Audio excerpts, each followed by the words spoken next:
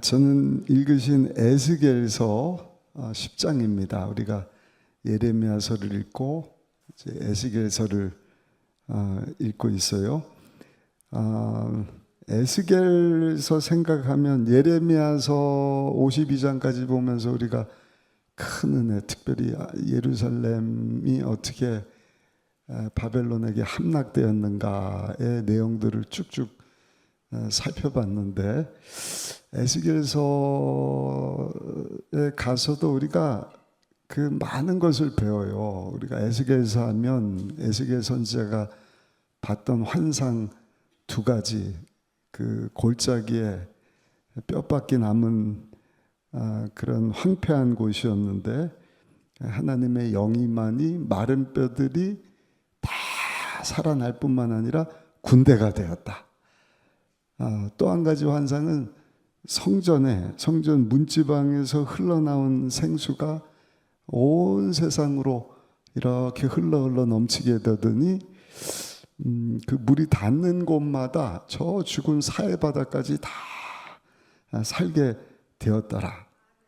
여러분, 그런 하나님의 놀라운 기적의 역사가 우리 삶 가운데도 넘쳐나게 되기를 예수님 이름으로 축원합니다. 마른 뼈 같은 심령들이 다 살아나는 것입니다. 그리고 병들고 고장나고 망가진 것이 또 다 살아나는 것입니다. 보면은 상처받지 않은 사람들이 없고, 오늘도 우리 그 수련회 마치고 지도장로님 또 부장 부감 우리 집사님들이 다음 세대고 교육자들 이렇게 섬겨주셔서 식사를 잘 했는데, 안수 집사님이 그 해외에서 공장을 이제 크게 운영을 하시고 그 선교에 대한 비전을 나누는데, 지난번 우리 필리핀 갔을 때도 마찬가지만 베트남이라든지 이런 동남아시아 일찍들 결혼을 한다는 거예요. 막 20살도 안 돼서 결혼을 하니까 뭘 알겠어요. 그러니까 아이는 생기는데 아이를 돌보지를 않고, 또 부부가 금방 헤어지고, 그러니까 막 상처들이 겹겹이 쌓이는 거예요. 그런 사람들에게 필요한 것이 예수 그리스도다. 할렐루야. 그리고 거기 가서 많은 젊은이들 그 상처 가운데 있는 다음 세대 자녀들을 보니까 또 한 가지 필요한 것이 꿈이고 희망이거든요. 이게 예수님이 필요한 것이죠. 그래서 여러분, 그 선교지뿐만 아니라 우리도 마찬가지다 생각을 해요. 오늘도 성령의 가운데 충만히 임하고 하나님의 임재가, 우리 찬양팀 오늘 하나님께 찬양 드려주셨는데, 우리 가운데 임하게 되면 마른 뼈 같은 우리의 심령 가운데 하나님께서 치료와 회복을 허락해 주실 줄 믿습니다. 그리고 다 살리는 거예요. 희망을 주는 것입니다. 북이스라엘이 아수르에게 망합니다. 그리고 바벨론에 의해서 아수르가 점령이 되고 남유다까지 와서 이제는 예레미야 선지자가 그것을 다 목도를 하죠. 바벨론에 의해서 무너지게 되는데, 그 1차, 2차, 3차에 의해서 이제 마지막 북이스라엘 멸망하고 남유다, 예루살렘이 무너지는데, 1차로 와서 여호와김 왕일 때 다니엘과 세 친구들을 데려가는 거예요. 그리고 두 번째는 여호와긴이라고 하는 왕이 남유다를 다스릴 때, 오늘 에스겔서를 기록한 에스겔 선지자와 또 사람들을 포로로 끌려갑니다. 그리고 세 번째 느부갓네살 바벨론이 와서 남유다를 이제 공격할 때는 마지막 남유다 20번째 왕이었던 시드기야. 그냥 예레미야 선지자 말을 듣지를 않고 갈팡질팡, 이쪽에 줄 서냐 애굽에 줄 서냐, 바벨론이 보낸 사람이니까 바벨론 느부갓네살 왕을 들어야 되는데 애굽 왕하고 짝짝꿍 하다가 느부갓네살 왕이 와서 그냥 시드기야 왕의 자식들을 다 죽이잖아요. 보는 앞에서. 그리고 애굽하고 좋게 지냈던 자들도 다 죽이고 못 볼 거 보게 하더니 눈까지 뽑아버린. 그래서 그 후에 이제 막 성전을 불태우고 성벽을 다 불태우고 나중에 이제 70년 포로 생활하고 1차, 2차, 3차에 의해서 첫 번째는 여러분들 아시는 것처럼 수룹바벨, 예수와 이런 사람에 의해서 성전이 먼저 재건이 되고 에스라 선자를 통하여서 하나님 말씀 붙잡고 신앙이 이렇게 정립이 되고 그 다음에 느헤미야를 통해서 성벽이 이렇게 재건되는 이야기. 그러니까 이제 에스겔에서는 어떤 내용이냐면 2차 점령 때 끌려갔단 말이에요. 그 에스겔이 누구냐?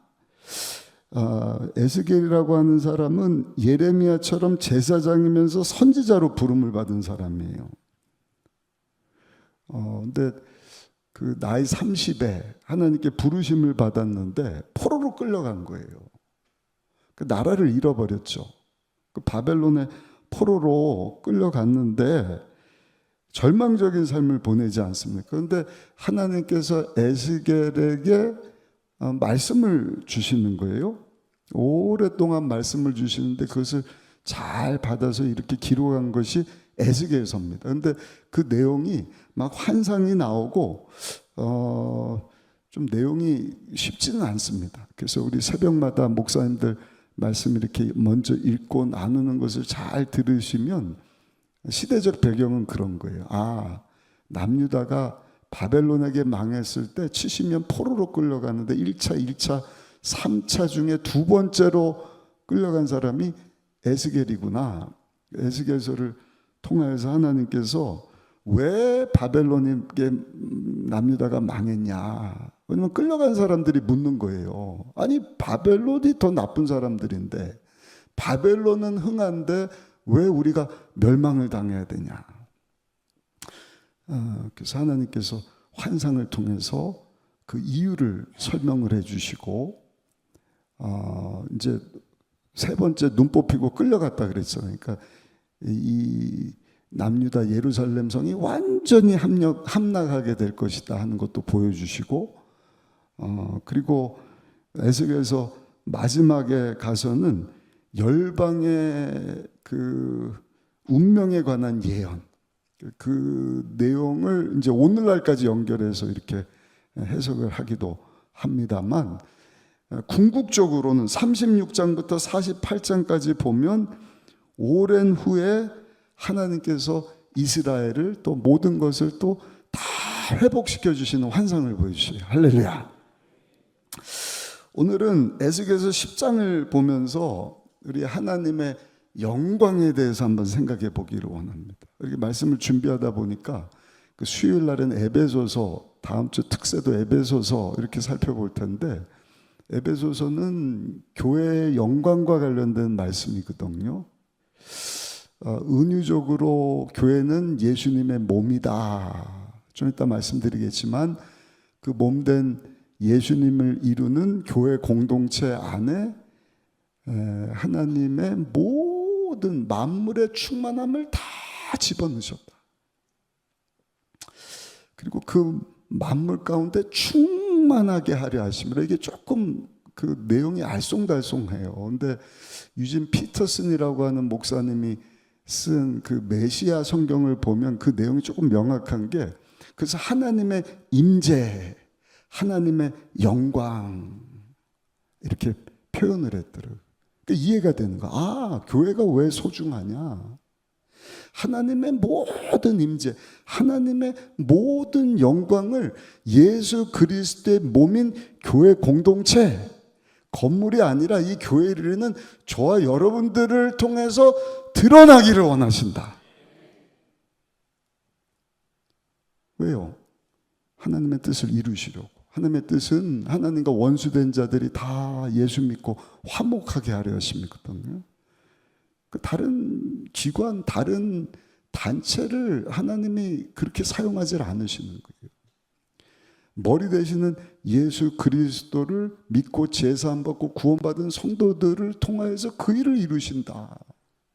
그게 하나님의 신비고 하나님의 그 놀라운 구원의 계획이신데, 그 가운데 교회가 있고 그 교회 중심에 예수님이 있으시고 하나님의 임재 영광을 말씀을 하는데, 오늘 에스겔서 10장에 보면 그 하나님의 영광에 대한 말씀을 하시는 거예요. 사람들은 그 영광이 보이질 않으니까 보이는 것에만 가치를 두지 않습니다. 그런데 이렇게 보면 보이지 않는 것에 더 귀한 가치가 있다 하는 것을 우리가 잘 알죠. 저 남쪽 제주도에서 조금 더 서쪽으로 가면 이어도라고 하는 섬이 있는데, 여러분들 혹시 아시는지 모르겠어요. 이어도라고 하는 섬은 남한 네, 속한 섬인데 암초입니다. 그러니까 해면 위로 드러나질 않고 바다 속에 있는 그 암초인데, 거기다가 시설을 해놓고 해양 연구소 기지를 만들어 놨어요. 사진을 제가 준비를 했는데 한번 좀 보여주실 수 있을까요? 네, 이거 말고 1번 한번 보여주세요. 1번. 예. 이어도 다른 거. 예. 제주도에서 마라도에서 이어도 저 중국 쪽으로 보이시죠? 예. 그 이어도의 모습을 아까 처음에 보여주셨던 거 한번 보여주시면, 예, 저 여러분들 보실 때 오른쪽에 바다 속에 있는 그 암석 위에 저런 기지를 세운 겁니다.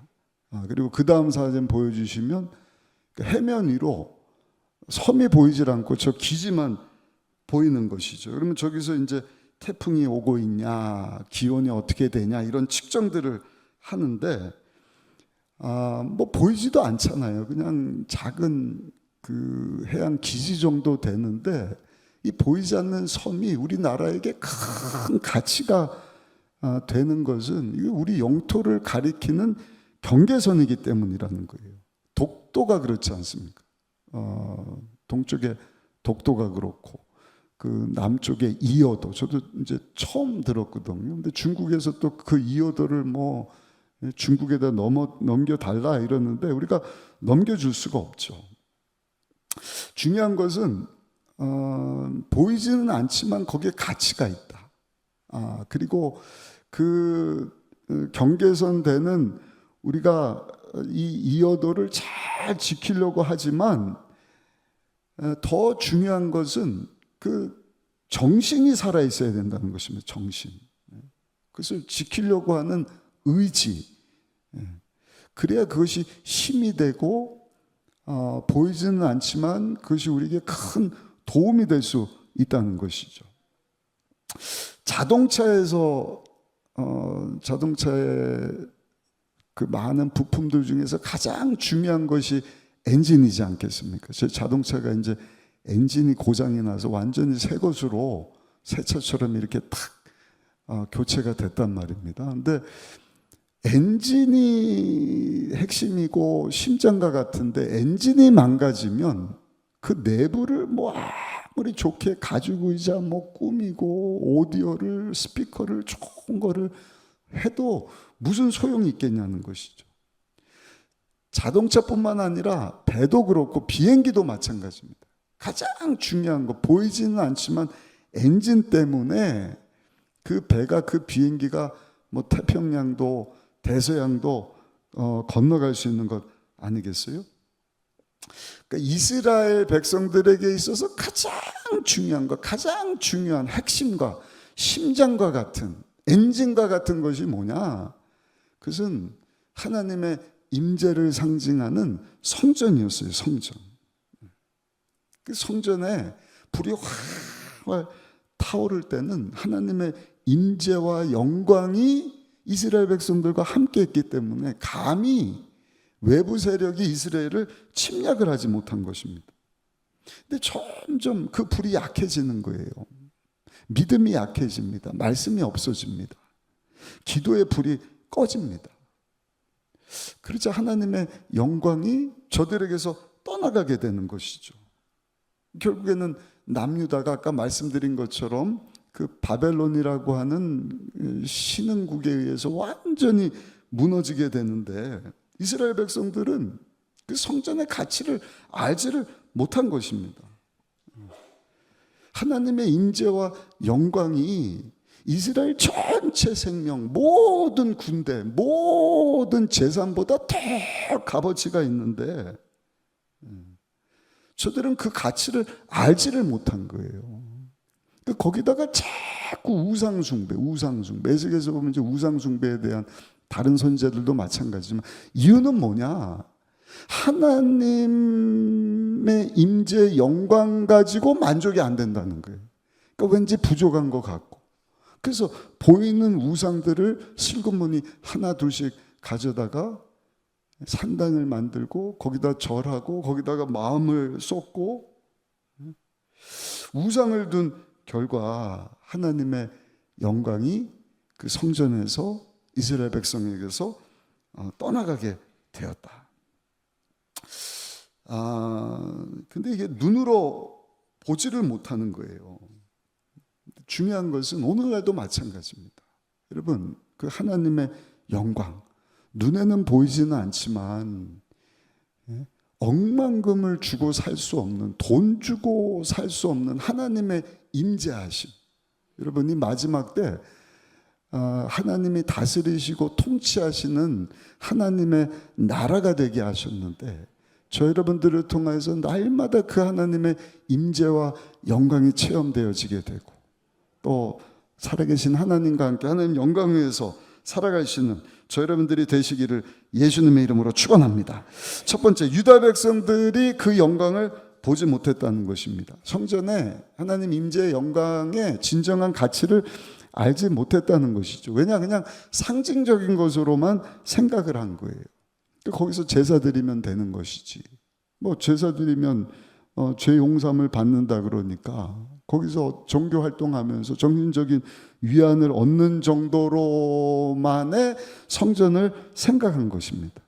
그러니까 세상에 보이는 것이 더 커 보이는 거예요. 성전의 가치를 알지 못하니까 보이는 물질 쫓아다니고 군사력을 의지하게 되고 무역하면서 다른 나라와의 관계가 더 중요해 보이는 것입니다. 성전은 그냥 짐승만 잡아서 뭐 태우고 종교 활동하는 장소.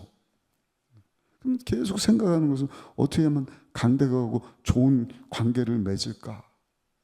무역을 하면서 더 많은 돈을 벌 수 있을까? 그런 상황 가운데 바벨론의 포로로 끌려갔던 에스겔 청년 가운데 하나님이 성전에 대한 환상을 보여주시는데, 그냥 고정적으로만 보였던 그 하나님의 임재를 상징하는 언약궤 위에 그 그룹 천사들이 막 살아 움직이는 것을 보여주는 거예요. 우리 1절부터 4절까지 말씀을 한번 읽어보시겠습니다. 1절로 4절입니다. 이에 내가 보니 그룹들 머리 위 궁창에 남보석 같은 것이 나타나는데 그들 위에 보좌의 형상이 있는 것 같더라. 하나님이 가는 베옷을 입은 사람에게 말씀하여 이르시되 너는 구름 밑에 있는 바퀴 사이로 들어가 그 속에서 숯불을 두 손에 가득히 움켜쥐고 성읍 위에 흩으라 하시매 그가 내 목전에서 들어가더라. 그 사람이 들어갈 때 그룹들은 성전 오른쪽에 있고 구름은 안뜰에 가득하며 야훼 영광이 그룹에서 올라와 성전 문지방에 이르니 구름이 성전에 가득하며 야훼 영화로운 광채가 뜰에 가득하였다. 할렐루야. 우리 성막에 대해서 제가 여러 번 말씀을 드렸는데, 성막 제일 안쪽에 지성소가 있잖아요. 성소 안에 천막 있고 천막 넘어 지성소가 있어요. 하나님의 임재가 있는 그 안에는 이제 언약궤가 있고 그 언약궤를 덮는 뚜껑 위에 그룹이라고 불리는 하나님의 천사가 양쪽에서 금으로 만들어졌는데 그 속죄소, 시은자라고도 하죠. 그 하나님의 임재가 있는 그곳을 향해서 이렇게 쳐다보고 있지 않습니까? 근데 에스겔 선지자가 그룹 천사를 믿음의 눈으로 보니까 세상에 그 그룹 천사들이 살아서 움직이고 있는 거예요. 천사들이 날개가 있지 않습니까? 날개를 가지고 막 날아다니는데 그 밑에는 보니까 또 바퀴가 달려 있어서 막 굴러다니는 거예요. 막 왔다 갔다 하는 것입니다. 그 천사들 위에 하나님의 보석이 나타나는데 그 색깔이 남보석이고 보좌의 모습이다, 이렇게 말씀을 합니다. 믿음의 눈으로 성전을 보니까 하나님의 천사들이 막 움직이는 이 환상을 에스겔 선지자가 본 것이죠. 우리가 성막을 할 때 보면은 불이 2번 나오는데, 첫 번째 불이 우리가 잘 아는 그 제단불입니다. 성전 뜰에 있는 제단불. 그래서 이제 자기 지은 죄를 사함받기 위해서 짐승 잡아다가 피를 뿌리고 그 고기를 다 불태우는 제단불이 있지 않습니까? 또 하나는 오늘 본문에 보니까 그 지성소 천사들 발 아래에 있는 불이 있다. 근데 이 불은 어떤 불이냐? 하나님의 심판의 불이고 하나님의 재앙의 불을 상징을 하는 거예요. 근데 중요한 것은 성전 뜰에 있는 제단의 불이거든요. 하나님 앞에 짐승 잡아서 자기 죄를 짐승에게 전가시키면 그 짐승의 의로움이 그 사람에게 전가가 되지 않습니까? 그리고 나서 이제 그 짐승을 찌르고 피 뿌리고 그 재물을 다 불태우는 불이 있는데, 인간적으로 생각할 때는 그 짐승 잡아서 제단에서 제사 드리는 것이 시간 낭비처럼 보이는 거예요. 돈 낭비처럼 보이는 거예요. 왜 짐승을 잡아야 되냐? 멀쩡한 소, 왜 양 한 마리를 잡아 죽이는가? 그러나 중요한 것은요, 그렇게 해서 백성들이 자기 죄를 불태우고 죄사함을 얻고 하나님 앞에 서서 하나님과 바른 관계 가운데 살아가게 될 때에, 여러분, 그 성전 불로부터 임하는 하나님의 재앙에서 저희들이 지켜지게 되는 것입니다. 보호가 되는 것입니다. 아까 말씀드렸던 그 그룹 천사들 밑에 있는 불은 재앙이고 심판의 불이거든요. 근데 유다 백성들의 믿음이 사라지니까 하나님으로만 제사 드리는 것으로만 만족할 수가 없는 거예요. 자신이 없는 거예요. 아까 말씀드린 것처럼 온갖 우상들을 가지고 와서 성전을 채우기를 시작합니다. 그러니까 제단불이 꺼지는 거예요. 부흥의 불도 꺼지는 것입니다. 그 하나님께서 어떻게 하시는 거예요? 안 되겠다. 베옷 입은 사람, 모시옷 입은 사람 명령을 시켜서, 야, 그 속죄소 위에 있는 천사 딱 고정된 것이 아니라 막 날개 달고 날아다니는데 그 그룹 천사들 사이에 있는 숯불을 꺼내라. 왜 왜 예루살렘이 바벨론에게 망했는지를 하나님은 환상 가운데 보여주시는 것이죠. 근데 그 제단 위에 불이 꺼지니까, 짐승 잡고 제사 드리고 하나님과 관계가 중요하다는 것을 잊고 사니까 하나님께서는 안 되겠다. 그 제단 구름 밑에 그 심판의 불, 재앙의 불을 가지고 와서 저들에게 다 흩어버려라. 오늘날도 마찬가지입니다. 우리 주변에 일어나고 있는 모든 재앙들, 여러분, 하나님의 그 불의 재앙인 것이에요. 지진이 그렇고 전쟁이 그렇고 전염병도 그렇고, 하나님 천사들 그 발밑에 있는 그 불에서부터 나오는 재앙인 것이죠. 여러분, 그것을 막을 수 있는 비결이 뭔가? 그것은 다시금 우리 제단 위에 불이 활활 타오르는 일인 줄로 믿습니다. 말씀 붙잡고 기도하고 죄의 의지해서 하나님과의 관계를 회복하고, 살 길은 하나님밖에 없습니다. 하나님 편에 서는 것입니다. 우리 파리 올림픽을 보면서도 그냥 뭐 이리 보고 저리 보고, 참 답은 하나님이다. 하나님께로 돌아가야지. 오늘도 보니까 여자 권투 선수들이 복싱 올림픽이면 세계적인 경기지 않습니까? 근데 남자인데 성전환 수술도 안 했는데 이거를 뭐 검사할 방법이 없으니까 남자가 여자 선수하고 올림픽을 치러 나왔다 그래서 여자 선수가 뭐 몇 초 만에 그냥 기권해 버렸다 그러죠. 이게 말이나 되냔 말이죠. 한때는 복음을 받아들이고 믿음으로 살려고 그렇게 몸부림쳤던 그 유럽 나라들이 하나님을 떠나버리니까, 하나님 임재의 영광이 사라져버리니까 이런 결과가 나타나는 거예요. 하나님 가만히 계시질 않죠. 야, 너희들 발밑에 있는 그 재앙의 심판의 불 가져와서 흩어야겠다. 그 마지막 부심판이지 않습니까?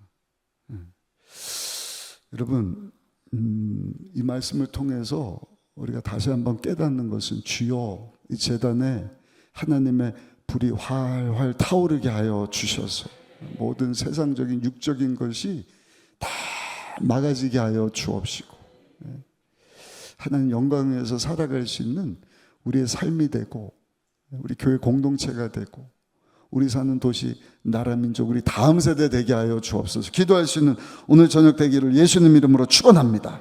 두 번째, 하나님 영광의 가치에 대한 말씀입니다. 왜 유다 백성들이 실패했는가? 하나님의 영광을 버리고 인간의 영광을 쫓았기 때문이에요. 근데 오늘 읽으신 본문 뒤에 5절부터 8절까지 보면 하나님의 그 영광의 가치가 얼마나 대단한지를 우리에게 말씀하시는데, 우리 5절부터 8절까지 한번 읽어보시겠습니다. 그룹들의 날개 소리는 바깥들까지 들리는데 전능하신 하나님이 말씀하신 음성 같더라. 하나님이 가는 베옷을 입은 자들에게 명령하시기를 바퀴 사이 곧 그룹들 사이에서 불을 가져가라 하셨으므로 그가 들어가 바퀴 옆에 섬에 그 그룹들이 그룹들 사이에서 손을 내밀어 그 그룹들 사이에 있는 불을 집어 가는 베옷을 입은 자의 손에 주매 그가 받아 가지고 나가는데 그룹들의 날개 밑에 사람들의 손 같은 것이 나타나더라. 여기 그룹이라고 하는 천사는요, 하나님의 수호 천사입니다. 그 위력이 얼마나 대단한지 우리 히스기야 왕 때 아수르 군사 18만 5천 명이 공격해 오지 않습니까? 이사야 선지자와 함께 막 기도했더니 하나님이 천사를 동원하시니까 그게 그룹 천사예요. 18만 5천 명이 그냥 밤새 송장이 되게 하시더라. 그러니까 이 하나님이 부르는 천사의 능력이 얼마나 대단한지 모르겠어요. 어떤 칼이나 군사의 수라든지 이것과 비교할 수 없는 능력인 것이죠. 근데 남유다가 하나님의 영광을 다 잃어버렸어요. 그 하나님의 위대하심을 다 잊어버리고 그냥 보이는 동맹 나라들 군사 동맹을 맺고 무역을 힘쓰고 예루살렘 성 자기네 집 화려하게 가꾸는 그런 일에 집중하게 된 것이죠. 근데 에스겔 선지자가 환상 가운데 그 천사들을 보니까 천사들이 날개를 막 퍼덕이면서 나는데 그 아래 바퀴가 있어요. 자동차 바퀴 같은 바퀴가 있어요. 그래서 자유자재로 막 천사들이 움직입니다. 여기서 우리가 생각해 볼 게 날개죠, 날개. 날개는요, 세상을 향해서 멀리 날아가도록 있는 날개가 아니라, 여러분, 우리는 하나님께로 독수리의 날개치며 올라간 같이 계속해서 하나님께로 가까이 나가야 할 줄로 믿습니다. 그것이 부흥의 비결이지 않습니까? 성전 불이 활활 타오르게 하기 위해서 늘 예수 피 의지해야 되고 말씀 붙잡아야 되고. 아멘. 여기 보니까 에스겔은 날개 소리가 하나님의 음성 소리와 같더라.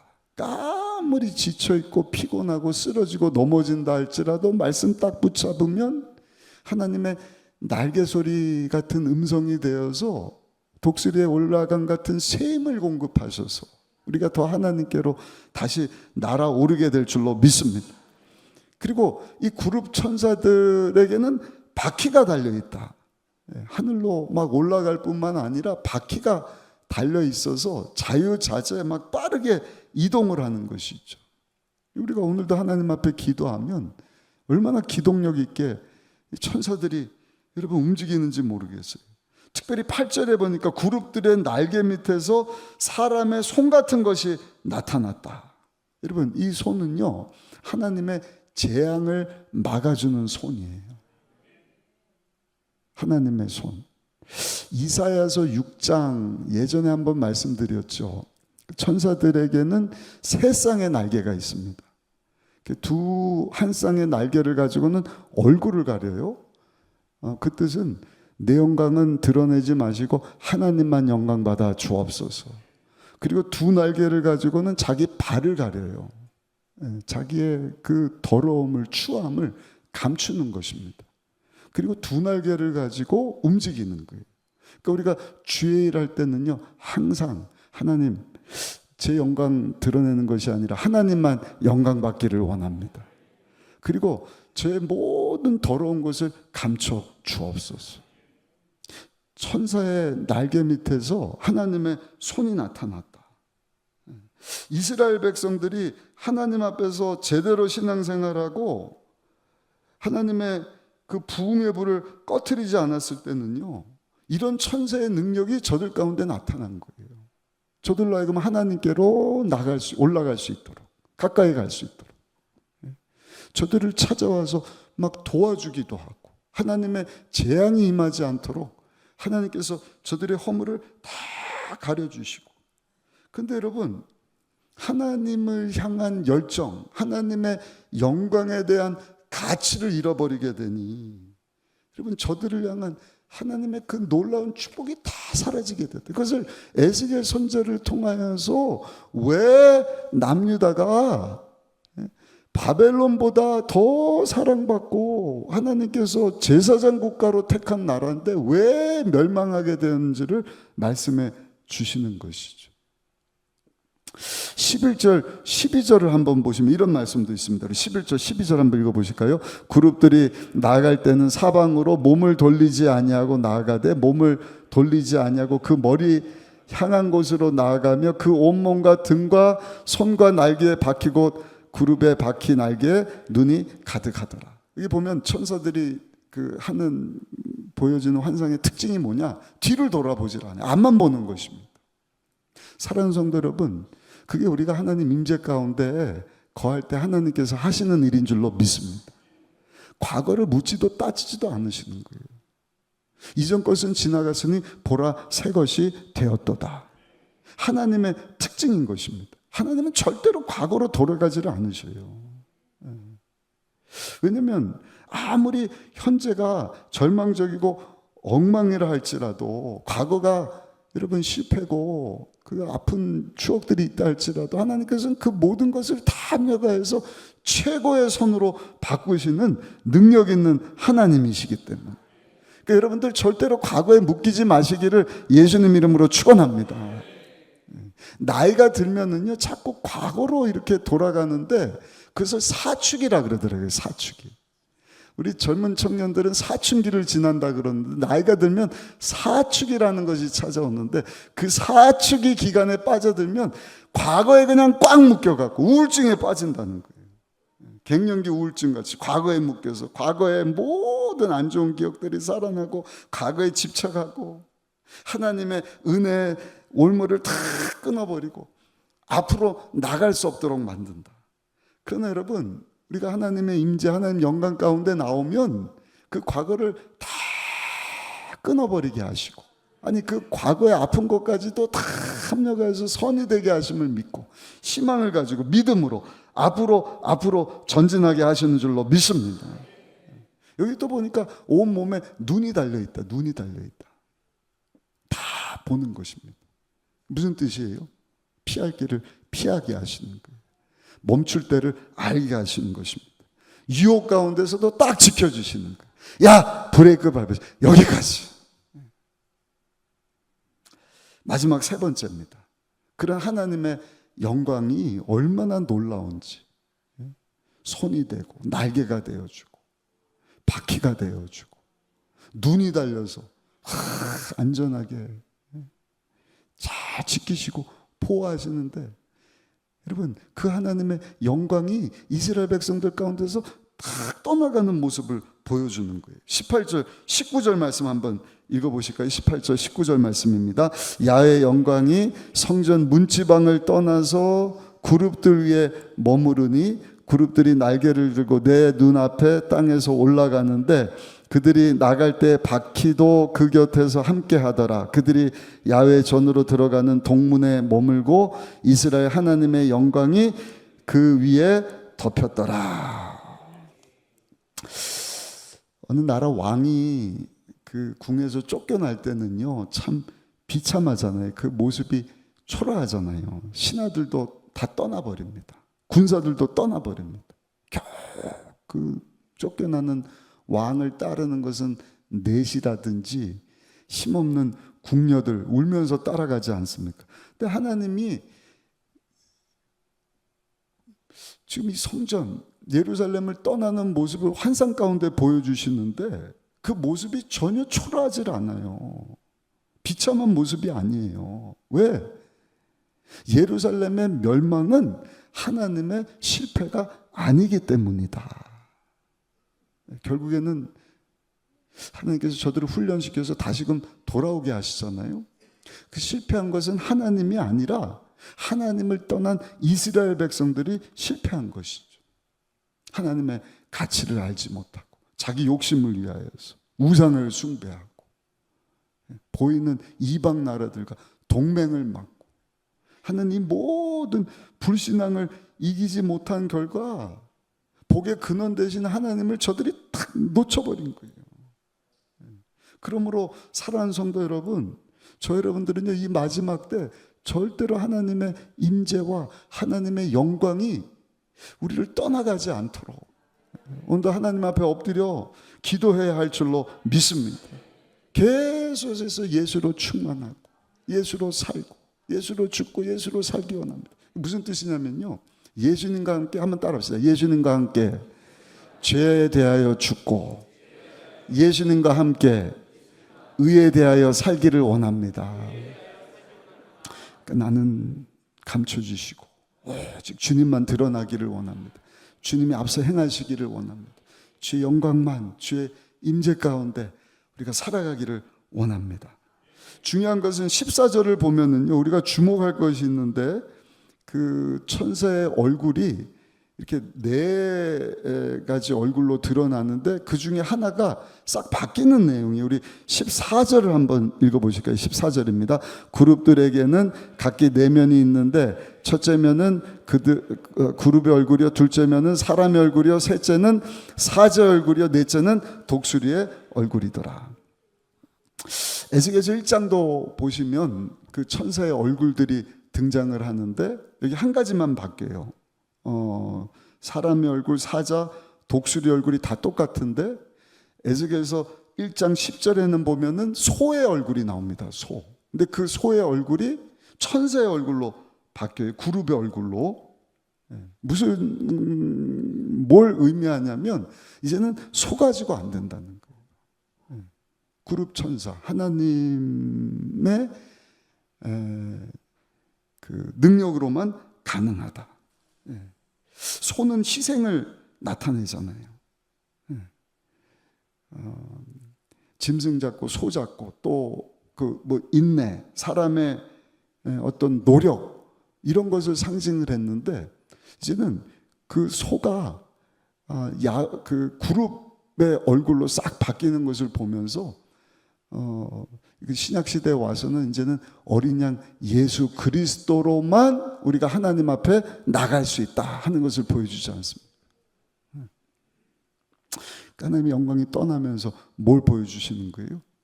이제는 그 짐승 잡는 그런 것 가지고도 안 되고 하나님의 어린 양 되시는 예수 그리스도의 피 흘리심으로만 우리가 죄사함 받고 하나님 앞으로 나갈 수 있다 하는 것을 우리에게 보여주시는 것이고, 또 한 가지는 그 생물의 영이 있는데 그 바퀴 안에 있는 것을 말씀을 합니다. 우리 17절 말씀 한번 읽어보시면 17절입니다. 그들이 서면 이들도 서고 그들이 올라가면 이들도 함께 올라가니 이는 생물의 영이 바퀴 가운데 있습니다. 이 그룹과 바퀴가 같이 움직이는 것을 봐요. 그룹 천사가 움직이면 바퀴도 같이 움직이고, 그룹 천사가 올라가면 바퀴도 따라 올라가고, 근데 생물의 영이 그 바퀴 가운데 있다 말씀을 합니다. 이게 뭘 의미하는지 정확히는 알 수는 없지만 중요한 것은 생물의 영이 바퀴 가운데 있었다. 근데 그 영은 백성을 살리는 영이라는 거예요. 그들을 충만하게 채울 수 있는 영이다. 그 영이 아까 말씀드린 대로 우리 에베소서에 말씀하고 있는 만물을 충만케 하시는 예수 그리스도의 영, 할렐루야, 야훼 하나님의 영인 줄로 믿습니다. 우리 에베소서 1장 23절 말씀 같이 한번 읽어보시면 이런 말씀이 나와요. 에베소서 1장 23절 제가 읽어드릴게요. 교회는 예수 그리스도의 몸이니 만물 안에서 만물을 충만하게 하시는 이의 충만함이라. 아멘. 아멘. 만물을 충만하게 하시는 하나님의 모든 충만함이 예수님 안에 있는데, 그 예수님을 주라 고백하고 모인 교회 공동체 안에 하나님의 충만함이 있게 하셔서 모든 만물을 그 하나님의 충만함으로 가득하게 하기를 원하신다. 그게 뭔가 여기 말씀하고 있는 하나님의 영, 야훼 신, 성령 하나님인 줄로 믿습니다. 하나님의 임재, 하나님의 영광인 것입니다. 중요한 것은 그들이 어느 곳에 있든지 여러분 그 영이 함께 가서 저들을 도와주는 거예요. 필요한 것을 공급해 주는 것입니다.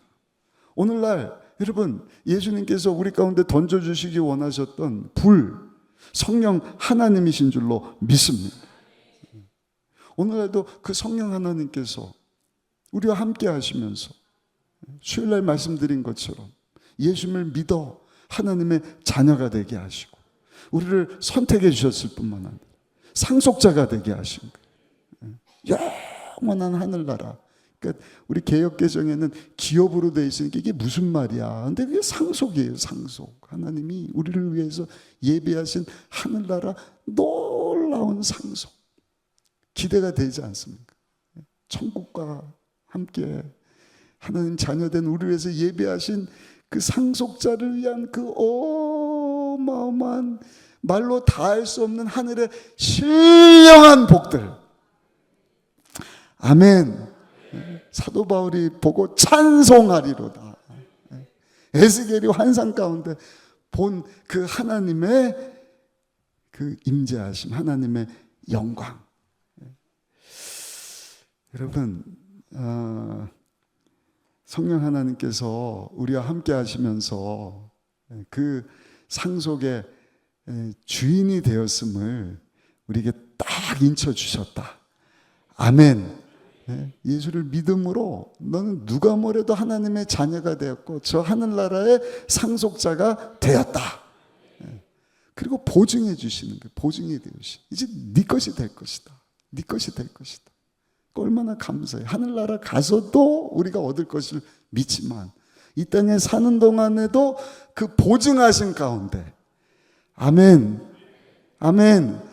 눈에 보이는 것, 이따가 사라질 것, 그렇게 살다가 하나님의 임재 영광을 다 놓쳐버리고 멸망해버린 예루살렘을 보면서 주여 우리로 하여금 하나님의 그 임재 영광을 사모하며 다시금 우리의 죄를 주님 앞에 다 내려놓기를 원하고 하나님 앞으로 가까이 나가기를 원하오니 주여 하나님께서 전능하신 손으로 우리를 붙잡아 주옵소서. 우리의 죄를 덮어 주옵소서. 능력의 손으로 우리를 돌봐주시고 하나님 앞으로 나가게 하시고